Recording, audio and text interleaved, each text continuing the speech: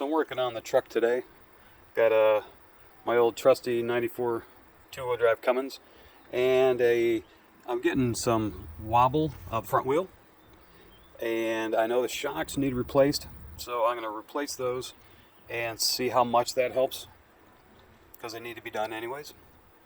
And then we'll take it down the road, and if it still wobbles, we'll check into the front wheel bearing.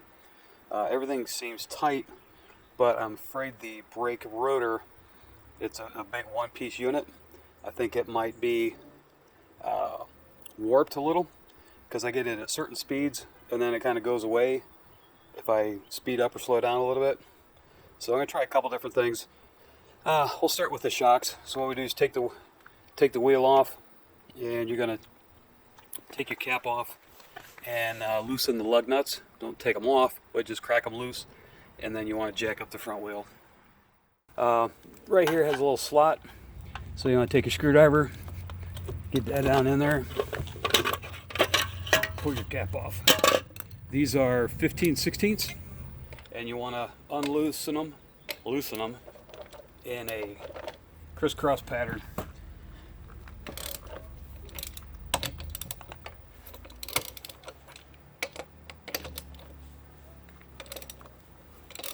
What I do with mine is I crisscross loosen them. That way it spreads the load evenly. And you also tighten them in a crisscross manner. And then once these are loose, I hit them with the, the impact. Hit them with the impact, and it zips them right off. All right, so these are all loose.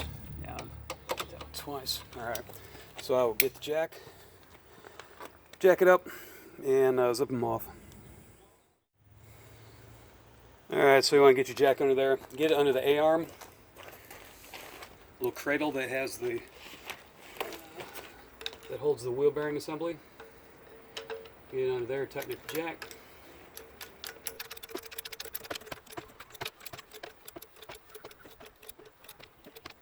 And get you some jack stands. Put a jack stand under this, and make sure you secure it. You can leave it held up in the air with just the jack, but I'm going to be getting underneath there, so I want a little extra safety. So I'll put the jack stand in there, then let the jack down on it, so that way it helps secure that it don't move around or fall on you. Alright, so we got this. I moved it down the A-arm. I could jack it up a little more and scoot it in. Well, it's touching the jack. So now what I'll do is let the jack down just a little bit, so that most of the load is on the jack stand and not the jack. There we go. Snug it back up. Word of the wise, when you tighten these up, don't crank them down, because that wears out the seal. And also when you try and loosen it up, you twist on it really hard and you got nothing, and all of a sudden it cracks open and everything comes flying down. You don't want that. You want it to come down gently. So we got that. Now let's go ahead and we'll zip off our lug nuts and take a look at the shock. Alright, so I'm going to zip these off. I like the impact, goes a lot faster.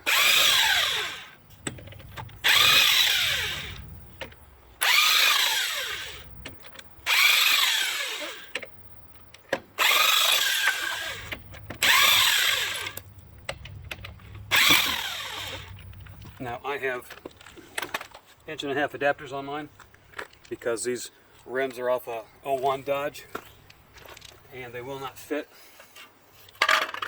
on the 94 to 99, because they're too small to fit around the drums in the back, and they rub up front. So I put these on, and yeah, I did snap one. I over tightened it just a little bit too much, but I've had these adapters on this truck for about a decade, and I've had maybe 2 or 3 studs. I have an extra one of these that I just pound the studs out of that one and put them in this one. So that's still holding 7 lug nuts out of the 8, so I'm not worried about it. So what we got, see if I can do this gently here.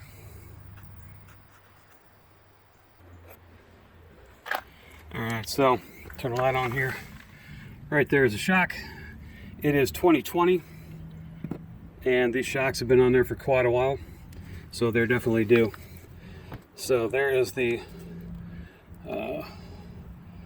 that is the rod for this A-arm, or whatever you call it, if that's not the right name. And this guy right there, that one, that is the top nut for the shock. So I need to get a nut on that, and then down here on the other side of that, up underneath, is the nut side of the bolt for that.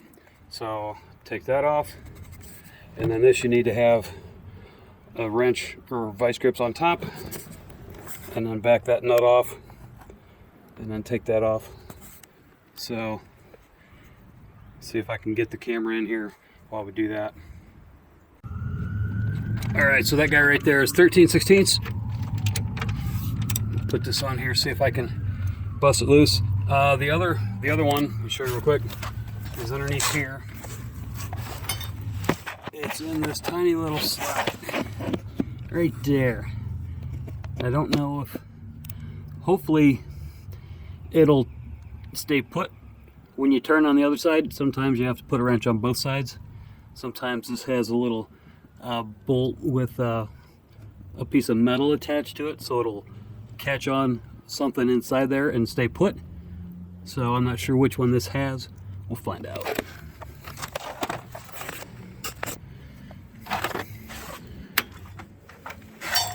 Joe Heave Ho may have to get the cheater part. Yeah, I think it's the whole thing is turning.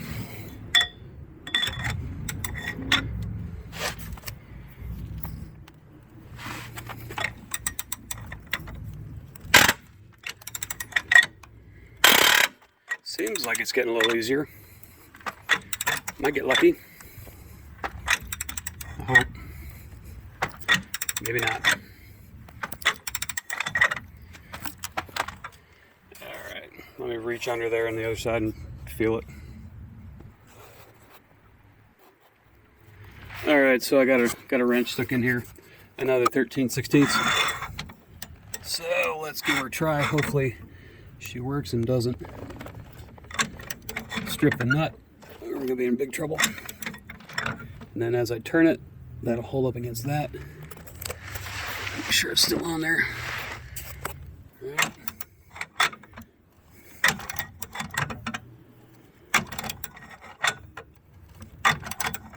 So far so good. It's another reason I use a lot of never sees on nuts and bolts, especially this down here when it's going to be in the rain and slop and gravel and grit and dirt. Underside of your truck sees a lot of filth, and all that water and stuff is going right up in them pockets and covering them nuts and bolts. So it's a good idea to use never sees on these things. They're going to be subjected to the weather. Alright, I'm going to zip that off and go from there. Alright, so right there, that nut is a 3/4 on the right. That's the one for the top of the shock. And unfortunately, with this inner fender well and the A-arm up in the air, I can't get at it.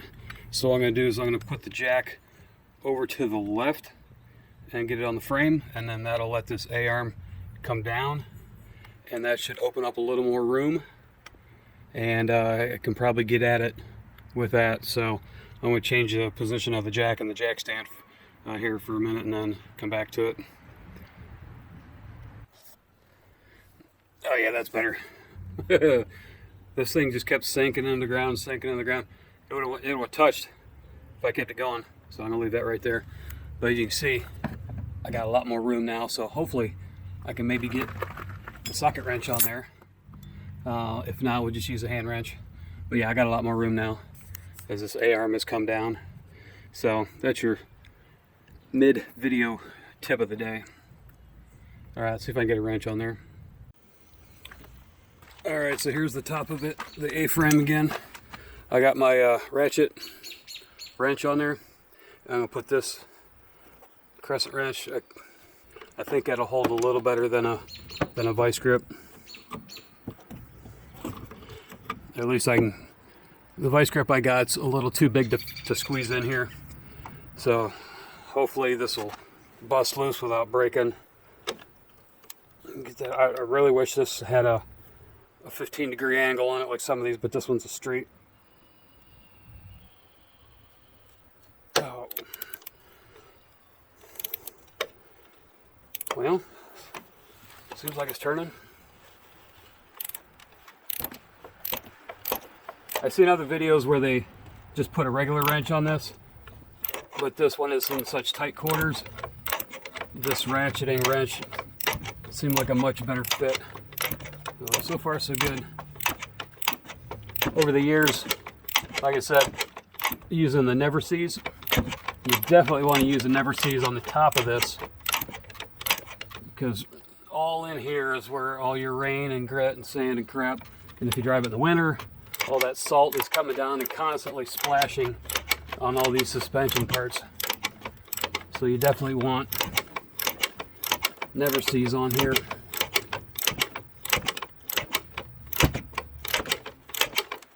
And I may be here for about 3 days doing this. Good grief.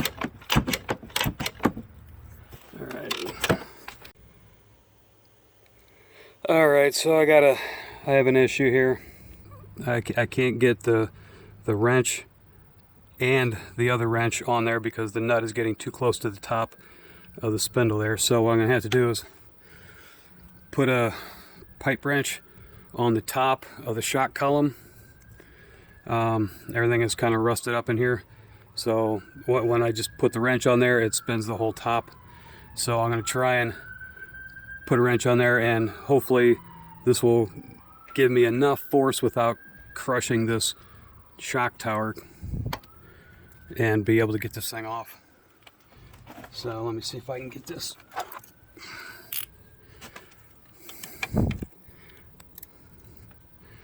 So watch, make sure that collar don't spin. Come on, baby.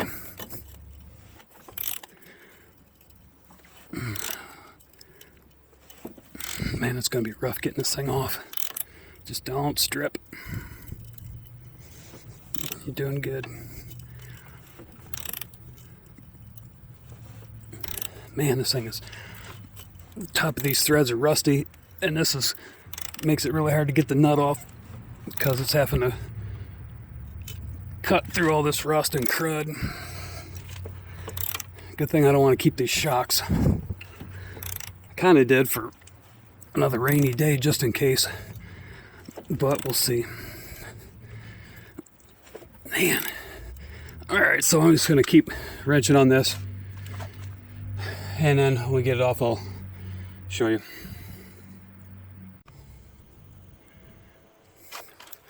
Alright, so we about got it off.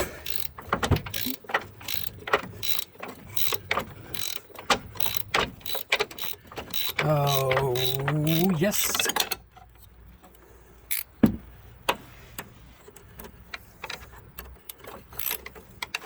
Woo. Alright, that nut's going to be nice and warm, so don't grab it with your fingers right away. Let that cool down. Alright. So let me back up a little here.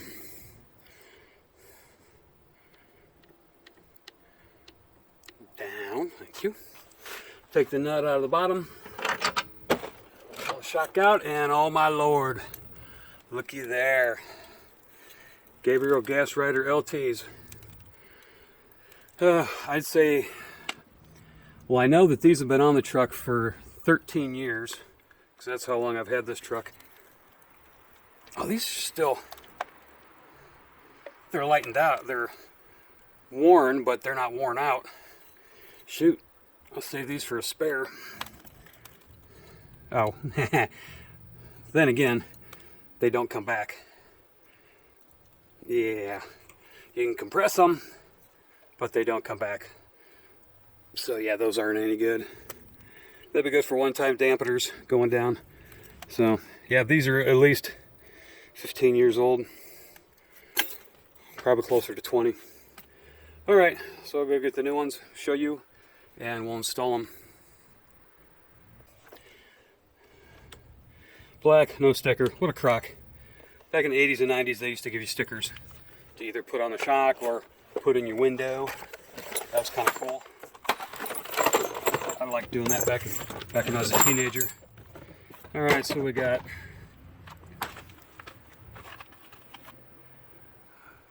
our nuts. This has got a nylon locking nut.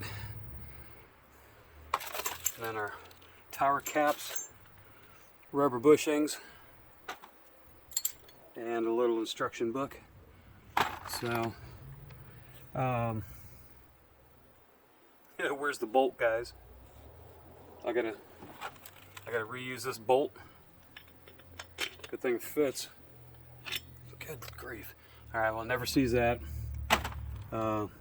Check in the instruction book, make sure we're not missing anything. Make sure we get the proper sequence of these, and go from there.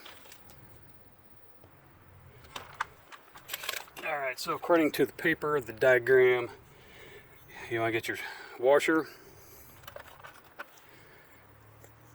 and then one of these guys, put that on, and then your bushing, and then put that up into the chassis, and then put the centering cap on there, and then the other bushing. How's this gonna work, guys? And then this, and then I got like 5 threads. That doesn't look quite right. Then the hex nut on top of that. There's no way you can get the hex nut on there and be able to get a wrench on top of that to hold it still. That makes no sense. I'm going to take one of these washers out.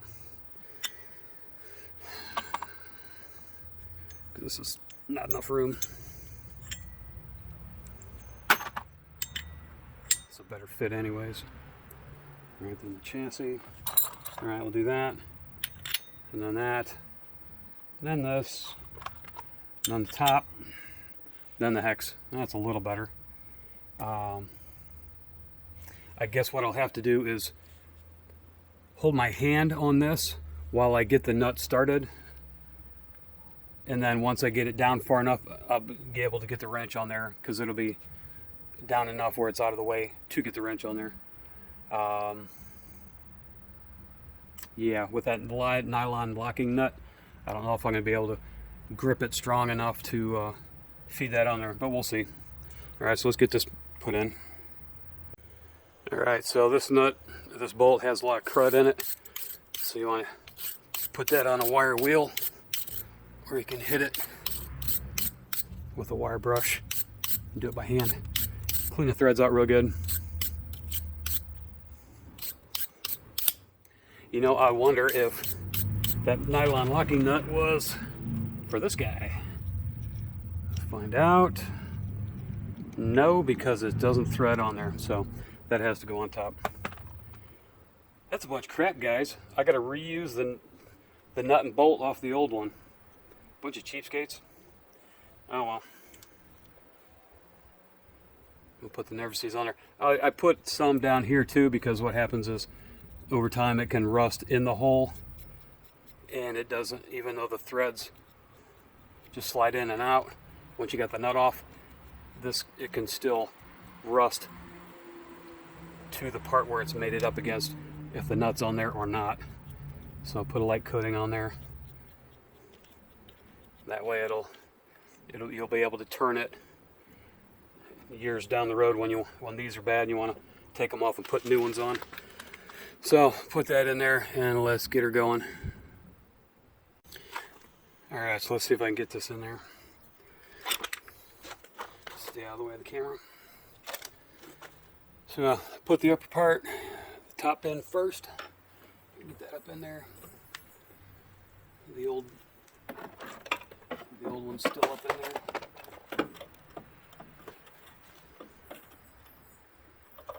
There. have to squeeze it a little bit to get it shoved in there. And then put your bolt in it and start the thread on the bottom. Then we'll go to the top part. Alright, so I got the nut and bolt started at the bottom of the shock. I got the centering ring put in. I'll put this other bushing on. And I'm quickly running out of threads. Put the top cap on. Get it past the A-pillar arm. And we'll start with the nut, which is 3/4.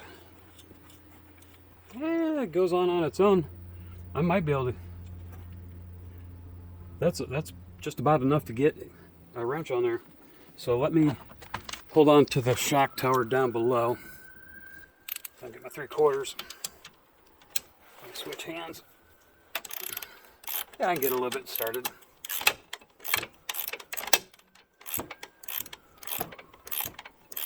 That's enough to be able to get that out of the way and get that wrench on top.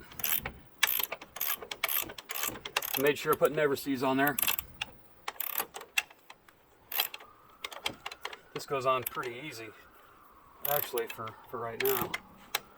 Hard part is keeping it centered while you're, because this nut's going further down and this A-pillar is kind of on the way. So actually, I think I might be able to get most of that. Let's try this. I'll hang on to this. Oh gosh, yes. Much easier. So I'm holding on to the top and that's running that down. And then I'll see how tight we're supposed to get it. Oh, that's pretty much bottomed out right there. I think if I go any tighter, it'll have to get a wrench on there. Let's try, I don't know if I can get a wrench in there for the 3/4 one. Turn this a little bit. But that pretty much bottomed out. I'm kind of thinking that's as far as you go. Don't quote me on it. All right, there's that. Around, yeah, that's what we want right there. So I'll move the light out of the way. Get this wrench on here. Let's see. Yeah, that's tight. That's tight. Not tight. I can go a little bit, but it's pretty much bottomed out. The nut has bottomed out the threads onto that shoulder, so I'm gonna call that good. Now all I need to do is jack up the A-arm here so I can get a wrench underneath and finish tightening up the bottom bolt. And we're done for this side. So let me get that jacked up and show you how to do that. So under the A-arm here there's my nut. That's 13/16. So just put socket on that guy right there, and the other one on there, and tighten it up, and we're done. All right, so we got that tightened up. So there's our new gas radial light truck shock. We're done. So now we just put the wheel back on, tighten the bolts in a crisscross pattern, and we're good to go down the road. So installation and removal is the same on the other side. So thanks for watching, guys. I was hoping to get this done before dark, but it didn't happen today. So thanks for watching. Please like and subscribe, and thanks for hanging out with us.